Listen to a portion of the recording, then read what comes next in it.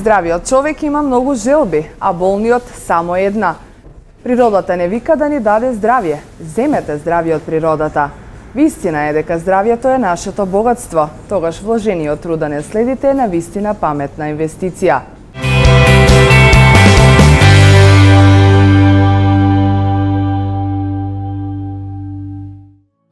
Брзото темпо на живење, стресот, неквалитетната и нередовна исхрана се непријатели на нашето тело. Со избирање за регулирање на телесниот состав и маса, вие сте чекор поблиску кон најголемото богатство во животот – вашето здравје.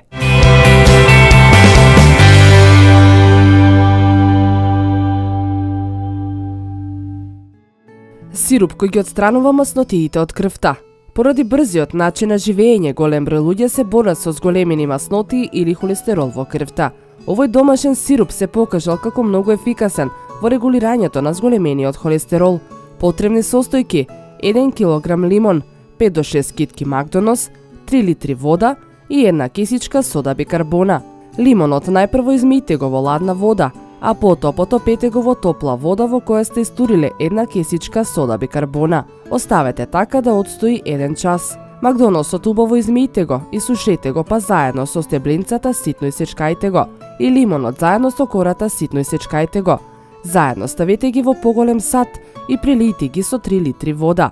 Варете на тивок оган 2 до 3 часа. Би требало да добиете околу 1,5 литри сируп, кој ќе го чувате во фрижидер. Употреба: се пие секој утро на празен стомак по една ракиена чашка. Дозата е доволна за 15 дена.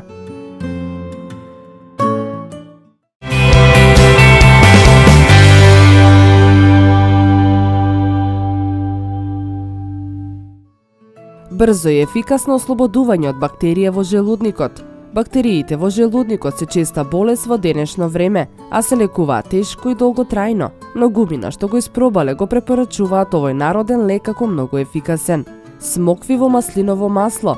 Во стаклена тегла наредете суви смокви, а потоа прелити ги со ладно цедено маслиново масло. Смоквите можете да ги сечкате на 4 дела. Вака маринираните смокви треба да отстојат најмалку 40 дена. Употреба: секој утро на гладно јадете по една смоква и по една лажичка од маслото. Покрај ова треба да внимавате на исхраната, да консумирате лесна храна, а да одбегнувате масна, пржена и зачинета храна, сувомеснати производи, газирани сокови, да не се претерува со кафе, цигари и алкохол.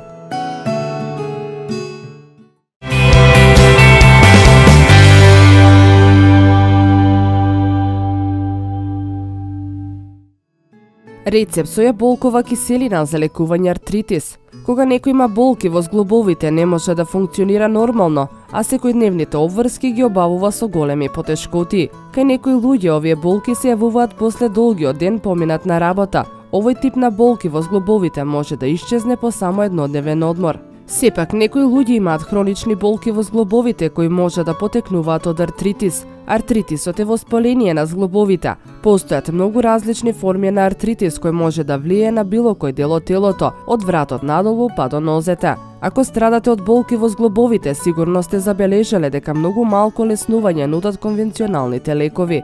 Еден од најдобрите начини да се ослободите од болки во зглобовите и симптомите на артритис е да направите неколку промени во животниот стил, вклучувајќи промена на вашите навики во исхраната. Ако страдате од артритис и болки во зглобовите, обидете се и со некои природни лекови. Еден од понудените третмани кои ги нуди природната медицина е бањата со јаболкова киселина.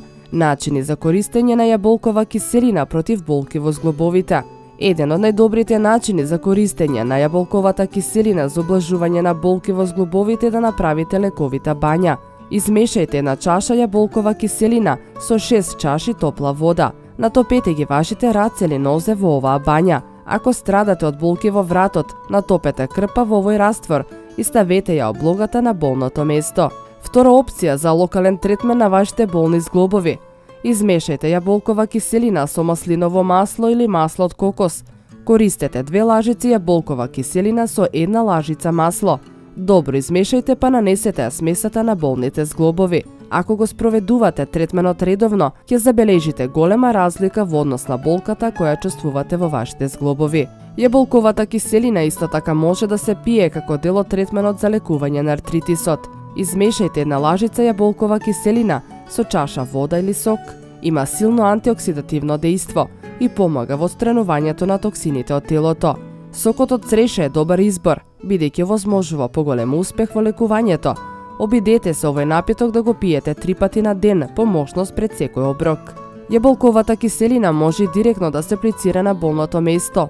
Кога и да почувствувате болки во зглобовите, едноставно намачкајте ги со јаболкова киселина, ќе забележите брзо леснување на болките.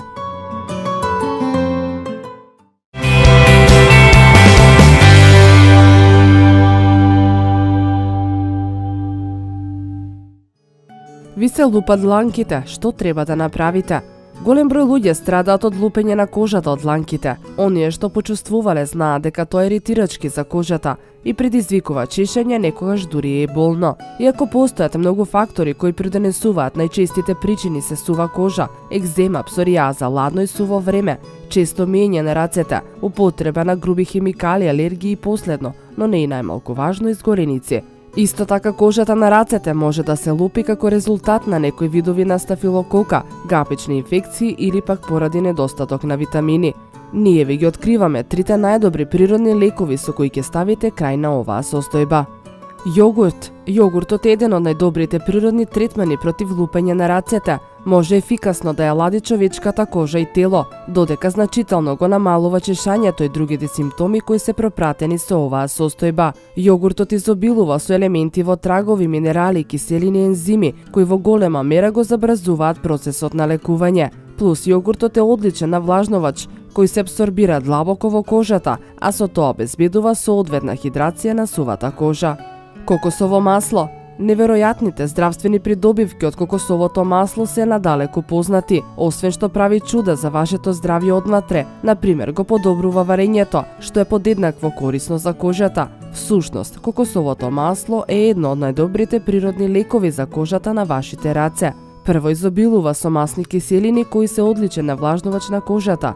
Второ, богато е со антиоксиданси, кои ослободуваат од иритација на кожата и го смируваат чешањето. Пред употреба растопете екстра девствено кокосово масло. Внимавајте да не го прегреете. Направете нежна масажа со ово топло масло на вашите раце. Овој третман направете го 2 пати или 3 пати на ден, секојдневно, за да ги видите посакуваните резултати. Алоe вера. Алоe вера е уште еден исклучително корисен природен лек кој може ефикасно да ја лекува и негува кожата, а тоа значи стопирање на лупењето на кожата. Згора на тоа, алоe вера може ефикасно да го намали чешањето, иритацијата и воспалението на кожата. Измешајте малку течен витамин Е со 2 лажици свеж гел од алоe вера. Нанесете ја смесата на засегнатата кожа. Оставете да се исуши природно пред да се измиете со топла вода. Како и со кокосовото масло, повторете го методот 2 пати или 3 пати на ден, минимум 1 седмица.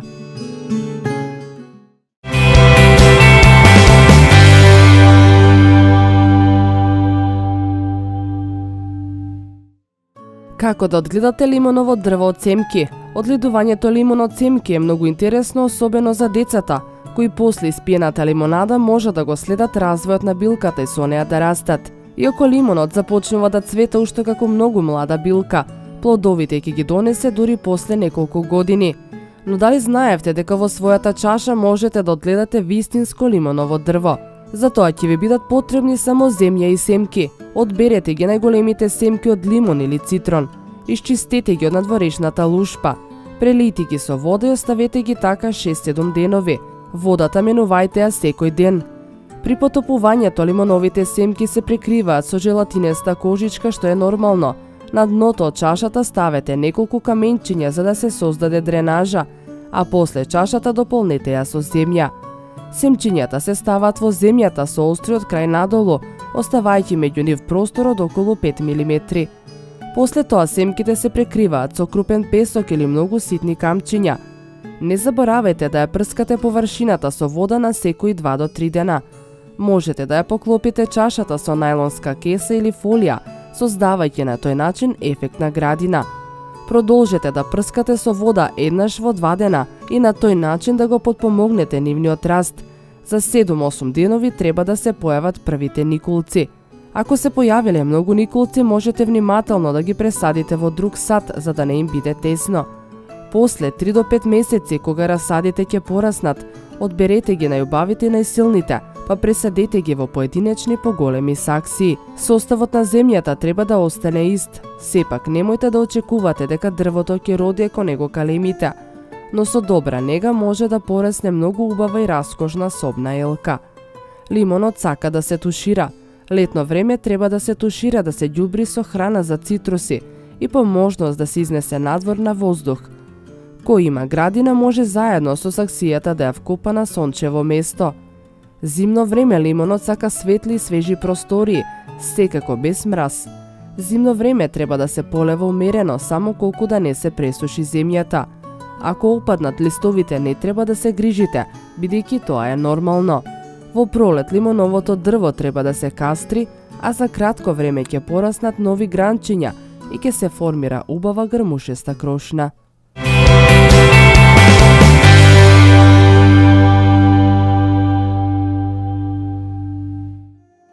Лек против болки во мускулите и коските кога имате грип.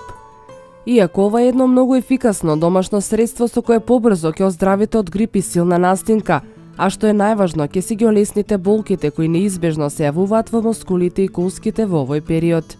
Потребни состојки: 3 таблети витамин С, 2 таблети парацетамол, половина лимон исцеден и 1 чаша млак чај. Постапка: таблетите убаво треба да се иситнат во прав, се мешаат со лимоновиот сок, а чашата се дополнува со некој билковен чај.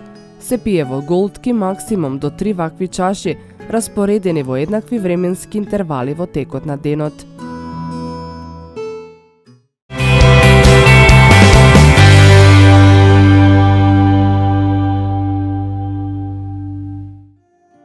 Сируп кој отстранува слуста од белите дробови. Овој природен лек е многу ефикасен во борбата против детската кашлица и зголемување на имунитетот. Овој рецеп е за деца над 7 години кои кашлат со денови кај кои може да се наслушне мало крчење и свирење од нивните бели дробови. Всушност, 1 чаша од овој сок ќе помогне во елиминирање на слуста и повторно враќање на имунитетот во стабилна состојба. Потребни состојки: 1 чаша овес, половина чаша шеќер и 1 чаша вода. Ако детето има проблем со шеќер во крвта, дебелина или некој друг проблем, исклучете го шеќерот од оригиналниот рецепт, а овесниот сок засладете го со мед или воопшто не го засладувајте.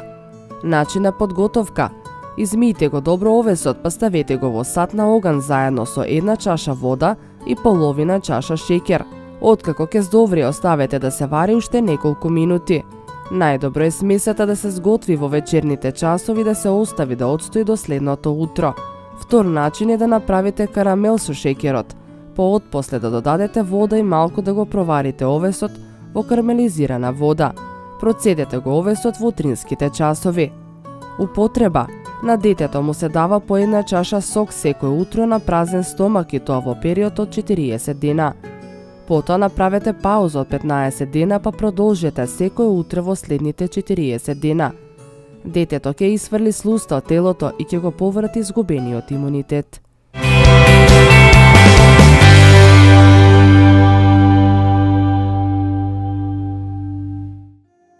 Кои видови риба треба да се одбегнуваат, а кои да се јадат наместо нив? Со лососот не треба да се претерува, посебно ако сте бремени, бидејќи оваа риба може да содржи живаво трагови.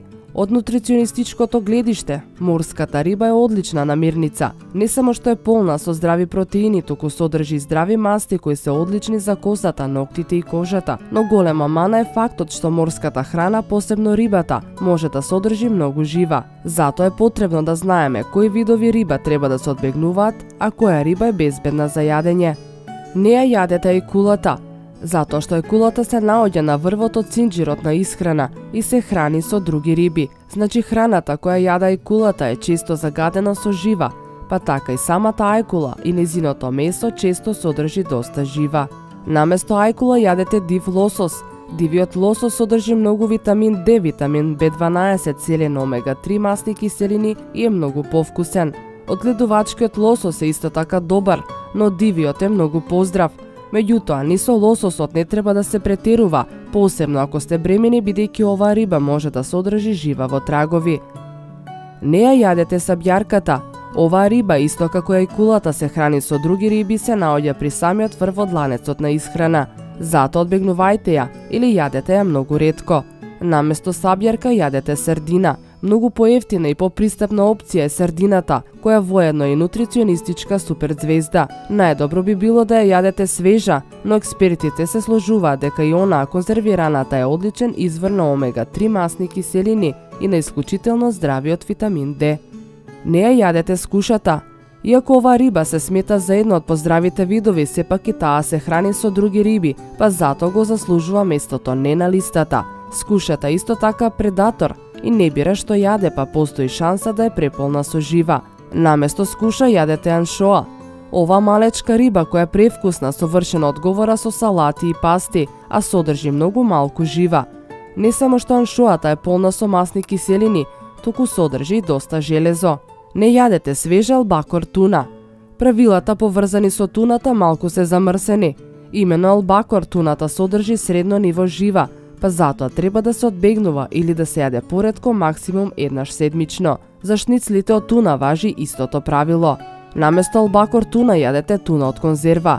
Добрата вест е дека сендвичите и салатите со туна и понатаму се добре дојдени. Туната од конзерва не содржи многу жива, па затоа можете да ја јадете почесто.